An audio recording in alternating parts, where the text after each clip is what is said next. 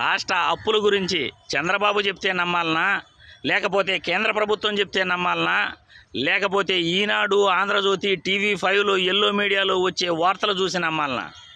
ప్రజలందరూ కూడా నిజాలు తెలుసుకోవాలి. ఎల్లో మీడియాలో ప్రతిరోజు కూడా అప్పులపై తప్పుడు కథనాలు ఇస్తున్నారు. 10 లక్షల కోట్లు అప్పులు జగన్మోహన్ రెడ్డి చేసేశాడు అని తప్పుడు కథనాలు చూపిస్తున్నారు. కేంద్ర ప్రభుత్వం పార్లమెంటులో రాష్ట్ర అప్పుల గురించి గత నెల రోజుల ముందు వివరించింది. 2022-23 కాగ్ నివేదికను నిన్న అసెంబ్లీలో ప్రవేశపెట్టి 2.68 లక్షల కోట్లు చంద్రబాబు నాయుడు అప్పు చేస్తే జగన్మోహన్ రెడ్డి 1.77 లక్షల కోట్లు మాత్రమే అప్పు చేశాడని కాగ్ నివేదిక పేర్కొంది. కేంద్ర ప్రభుత్వం చెప్పింది. కానీ 10 లక్షల కోట్లు అప్పులు ఎక్కడి నుండి వచ్చాయి, ఎవరు చేశారు, ఈ తప్పుడు కథనాలు ఎందుకు రాస్తున్నారు, ప్రజల్ని ఎందుకు తప్పుదారి పట్టిస్తున్నారు అని చంద్రబాబు నాయుడిని ప్రశ్నిస్తున్నా.